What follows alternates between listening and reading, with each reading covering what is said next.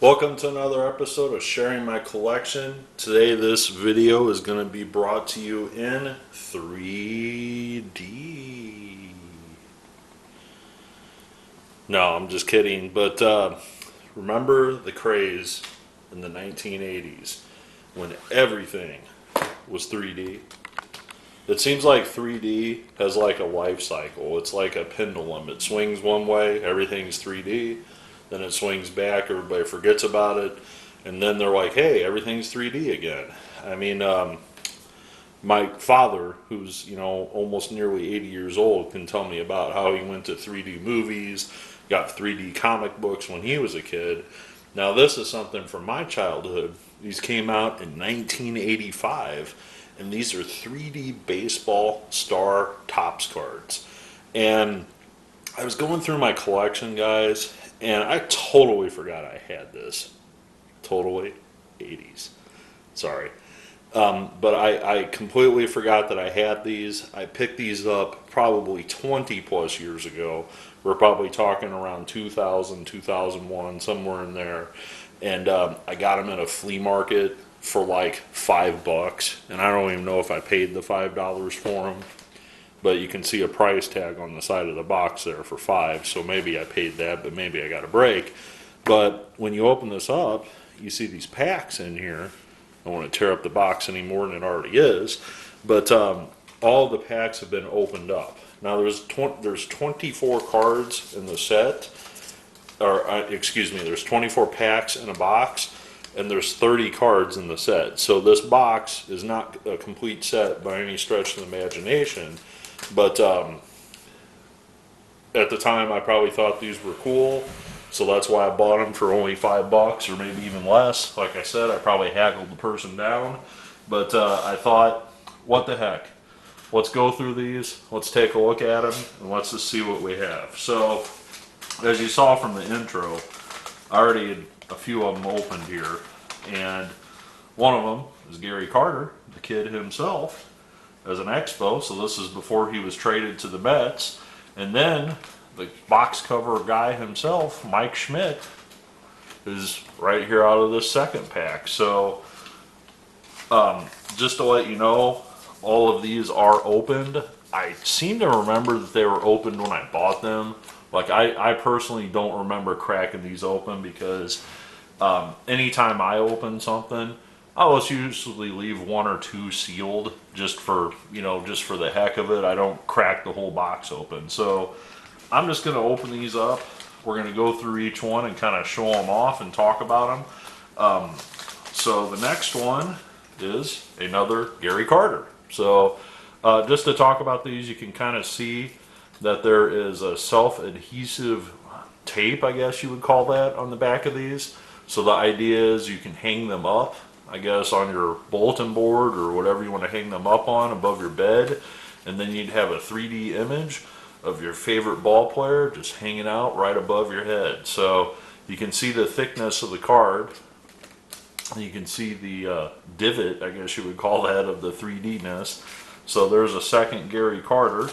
We'll just kind of set them to the side here as we open them. We're going to have quite a pile here going, it looks like. Alright, the next one is, let's do this. Donnie Baseball himself, Don Mattingly, not a bad one. So let's just pull a whole stack out here at a time. Now, obviously, the best way to protect these is put them right back in the sleeve you got them out of, because these, I don't even know how you would protect these, to be honest with you, other than maybe a comic book holder. And there's another Mike Schmidt.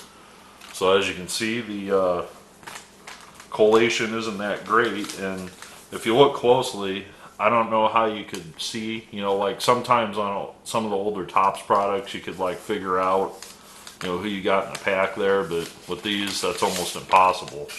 The Straw Man. So if you ever wanted to see Darryl Strawberry up close in 3D, here you go. Ooh. Is it coming at you like Jason Voorhees or Jaws and Jaws 3D or Friday the 13th 3D? All I did was just blur you up the camera. Alright, so the next one is, these are kind of hard to get out. We got a Dan Quisenberry. So not really a big superstar, but a good pitcher from that era. Uh-oh, we're missing one. I got an empty pack. That's no good. So where'd that go, I wonder? Ah, Hall of Famer Tom Seaver in 3D. Not bad. And the next one is Orioles pitcher Mike Bottiger. Probably fresh off of his superb season that he had. He had a very dominant year. I can't remember if that was 1985, but that was probably right around that time period. And hey, look at that, another Michael Jack Schmidt. So 3 Mike Schmidts in one box. I guess this was a very Philadelphia-oriented box back in the day. Did Carlton make the set? I haven't gotten him yet. I do not see Carlton on. Yep, Carlton's on the list, so let's at least get both of the Philly stars. Alright, so we'll just close this box and put the stack. Like I said, I don't want to damage the box because that's just cool in itself, the display box. The next one is the Hit King himself, Pete Rose. Not a bad one. We got another one here. And you gotta be kidding me. Another Mike Schmidt. Wow. So I guess if Mike Schmidt's your favorite player, this is the box to have. Wow, 4 Mike Schmidts. And there's Goose Gossage, the Hall of Famer. That's a good one. So far, if you want to call these hits, we'll call them hits because most of them are Hall of Famers. There's another Hall of Famer, and Jack Morris. Jack Morris 3D. Look at that. So I know somebody that's going to like that one that sees this video. That's a big Tigers fan. So we got another Met and Keith Hernandez. Hopefully he'd be in the Hall of Fame someday, maybe. We'll see. But definitely a Mets all-time great.